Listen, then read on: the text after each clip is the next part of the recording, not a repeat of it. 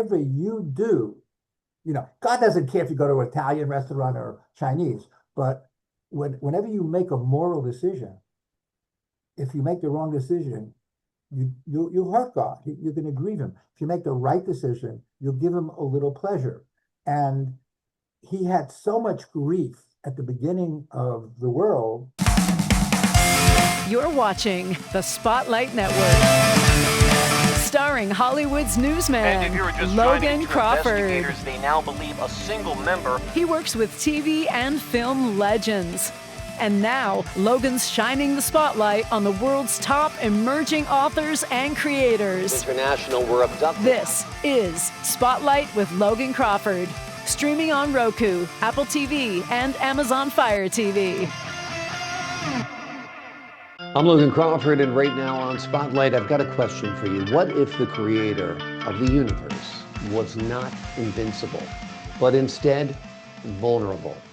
Today, we're talking about a provocative new book. It is called The Vulnerability by God. It is written by a terrific author. His name is Steven Rosner, and he delves into the profound notion that God, though omnipotent, experiences heartbreak, rejection, and longing as a result of humanity's choices. With a background in psychology and theology, the author invites readers into a deeply emotional exploration of faith, free will, and divine intimacy. We're delighted to have this very talented author join us here today. We thank the team at Prime 7 Media for helping us put him on TV today. And we ask viewers like you to support authors like him by subscribing to our channel and by purchasing his amazing book. The links are below this interview. Steven, thank you so much for joining me here today. Thank you. And for all you viewers, if I have time, I will give you a blessing, which is a blessing Aaron gave the children of Israel, both in Hebrew and English. But I just want to tell you a Jewish joke. In case the interview is very good, then I want you to tell your friends about it. In case it sucks, tell your friends too, and they could laugh. But so why did the Jewish mother insist in a will that she be buried in the cemetery next to Macy's? And the answer is that way her daughter would visit her twice a week. So I like that. That's a good now, no matter how the interview goes, it's a joke. Okay. We got a joke out of it at the very least. That's great. I'm not shy usually. Sounds good. I want to be buried at Amazon, and maybe a little pieces of me in boxes will come to their doorstep every day. If I knew now if I knew at 18, I would have either been an actor or a musician, but I wasn't in that era where, we had those things. So but I'm fine. Well, you're doing right in many, many ways, particularly as an author now. This book is great. Talk to me about what you mean when you say God is vulnerable. Well, the basic meaning is that it's a little bit complex, but what it means is that God is as or more human than we are. And our human qualities God has, which means he has jealousy, he loves, he could hate, he gets angry. And there are even qualities that are hard to believe, which is the pathos that God will have, which is all these are through the prophets, as well as the 5 books of Moses, which he says, it's his own words, I don't make them up, or the prophets say it in the name of God. And what that means essentially is whoever is watching this, whatever you do, God doesn't care if you go to an Italian restaurant or Chinese, but whenever you make a moral decision, if you make the wrong decision, you hurt God. You're going to grieve him. If you make the right decision, you'll give him a little pleasure. And he had so much grief at the beginning of the world when the Bible says there was evil in the hearts of men, that he decided to destroy it. And only because Noah was righteous, he saved Noah. Maybe he was hoping Noah and his family and his children would be a group of righteous people, but that didn't work. Nonetheless, God has grief. He gets angry, but he's also very forgiving. He's very compassionate. And another thing you should know, because I don't know if you get this in religion, I don't get it in my religion, God loves all of you. He starts out with love, And only when you do bad things does that change into anger. And eventually, if you do it a lot, it'll be hate. Yeah. Did your background in psychology shape your understanding of divine emotions? No, not really. My psychology was so long ago that it's really just studying the Bible again and again. I mean, the Old Testament, really, Hmm. again and again, uh, and reading some of the passages. I mean, there were some passages I would cry when I read them. I'm a senior citizen, folks out there, so my memory is not good, but I have here, if the occasion calls for it, I could read one or two things from the Old Testament, and it breaks your heart. I mean, let me give you an example. Let me give you an example. Well, first of all, I don't need this for that. Moses, when he was on Mount Sinai, and the Bible tells us he was the only human being that could speak to God directly. God is still a spirit. I mean, that's what we believe. There's no physical manifestation. But God would talk to him like I'm talking to Logan. Mm. Other prophets, it would be in a dream, it would be in a vision. And Moses says, I'd like to know more about you. So God said, okay. And again, these are metaphors. Not everything is literal in the Bible. God said, I'm going to place you in the crag of a rock, and I'm going to pass by. You will not see my face, but you'll see my back, because no, you can see my face and lips. He does that.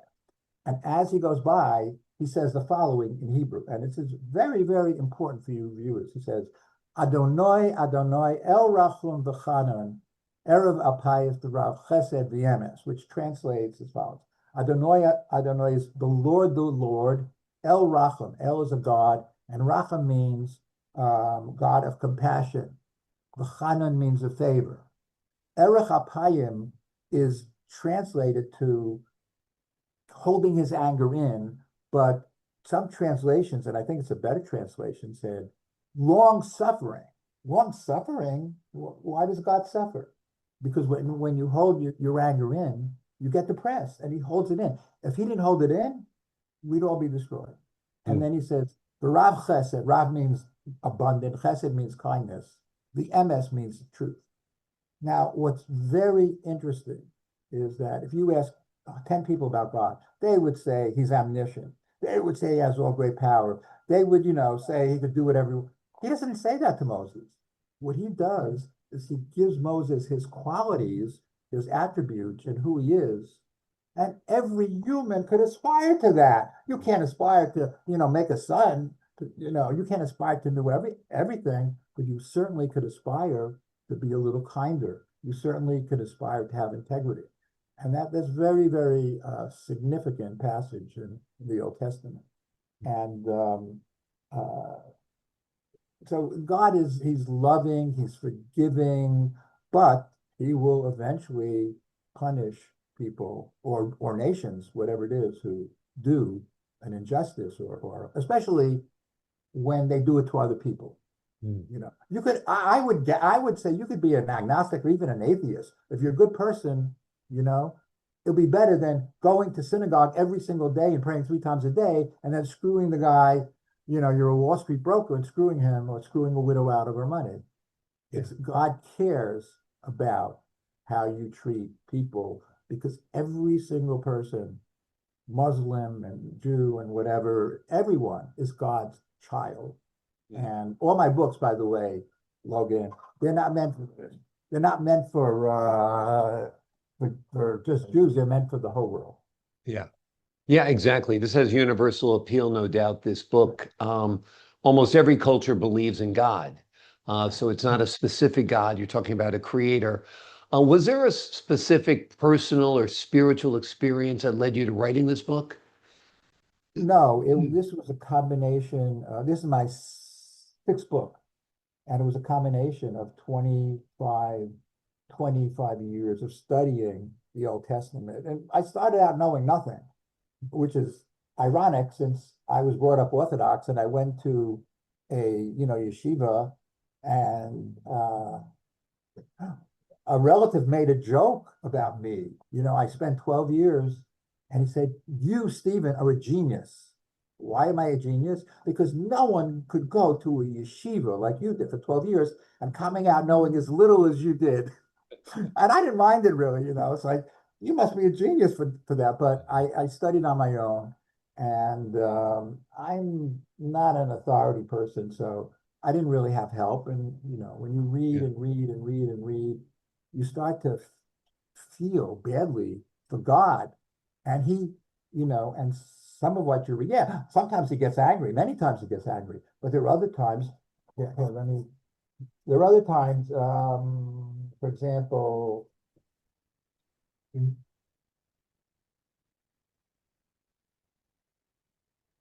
he's willing, and he's willing to listen to you. He says, at one time, he says, "Help me remember, let me join in debate, relate your version, you may be vindicated. Your earliest answer is sin. I responded that those didn't ask. I was at hand to those who did not seek me. I said, here I am, here I am. But who you continually to my face evoke my anger. You say to me, keep your distance, don't come closer, for I am holier than you." So, you know, God says, imagine this, a God, what wrong have I done to you? What hardship have I caused you? Testify against me. He's willing, you know, this is from Micah.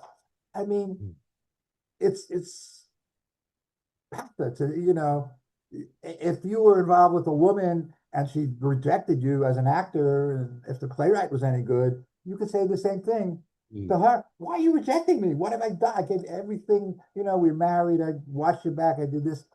God does that to humans. And you know, another thing, when he asks humans to do something, he never ever says, maybe, okay, maybe, he never ever comes to you and says, I want you to do this because if you don't, I'm going to zap you. He always treats you as almost as a request.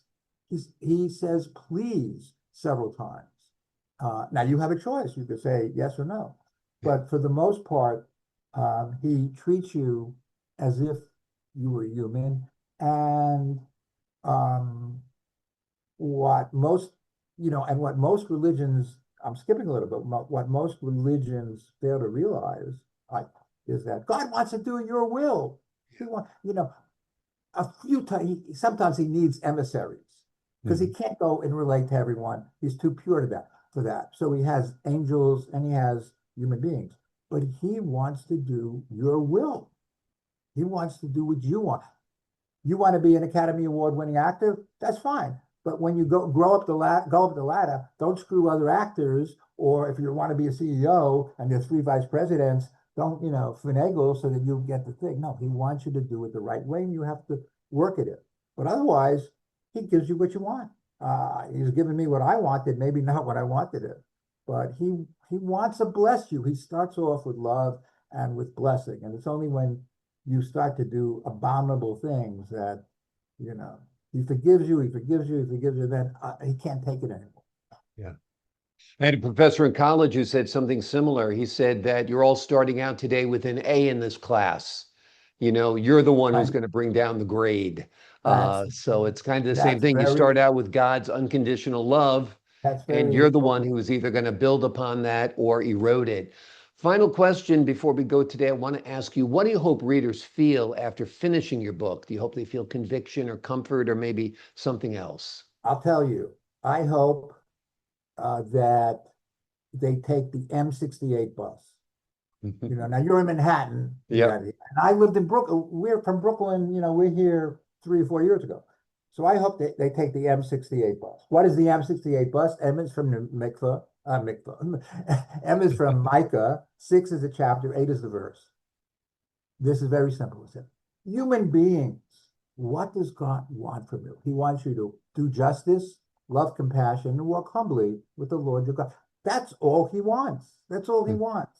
You know, if you did that, you could make up your own religion. He'd be Yeah. happy. So that's really all. And so I'm hoping that after this interview, people, maybe they'll be a little kinder. Maybe they'll have more integrity. Look, you go to Macy's, you go to Dollar Tree. I don't care if if there's a woman or whatever, a guy, and he has a nice tie, a nice dress, be sincere, but say, hey, like your dress. You light up his whole day. You light up his whole, and and don't just do things like, let's say someone sees you in a play and they think you were pretty bad. Over him and say, oh, you were bad. Don't say anything. Right. Honesty is not a hunting lesson. Yeah. So I want to say two things. It's really important. I just Yep. wrote one, and one is God is not a control freak. He is not a control. You don't have to do everything exactly the way your religion. And by the way, the last thing I want to do is change anyone's religion, because this has nothing to do. There's no mention of religion in the Bible. People out there, it's nations, no religion. That came later. So, but this is very important too. And I discovered this maybe a few years ago. If you're indecisive about something and you're praying, you're not going to get it. You have to be decisive. If you're decisive, it may take a while. If you're indecisive, he's going to give you what you want, you get it, and then you don't like it or something big, and then you blame God. So why should he do that? So if you really want something, you really have to want it. And he knows what's in your heart. Have to be decisive to get what you want. Great advice, great book. The name of the book we've been talking about today is The Vulnerability of God. In it, Steven delves into the profound notion that God, though omnipotent, experiences heartbreak, rejection, and longing as a result of humanity's choices. Steven, thank you so much for joining us here today. Okay, you can get the book for free right now on my website, stevenrosner.com. StevenRosner.com. It's easy to remember. All my books are free there, and there's a paper on multiple sclerosis. There's a lot of things there. They're all free. Wonderful, wonderful. Well, that's a great service to humanity and to the world, no doubt. Steven, thank you so much for joining us here today. And I wish you luck in whatever you want to do. And right back at you. Do I have 30 seconds? Yes. All you people, my father said to me, never underestimate the blessing. He could be, I treat a CEO and, a coffee man the same. I have, whatever. So for all you people that Yivarechecha Adonai v'yishmerecha, your eir Adonai panav elecha, v'chunecha yisa Adonai panav elecha, v'yasem lecha shalom. May God bless you and watch over you. May God turn his countenance to you and favor you is a second. And may God turn his countenance, it's a metaphor for, and give you peace. And I hope all your listeners, including yourself, God will listen to my prayer and do that. Well, I thank you for that prayer. I thank you for that blessing. And I wish all good things to you as well. And I wish you God's blessings as well. I appreciate your time today. To the folks at home, I'm Logan Crawford, thanking you for your time this time. Until next time.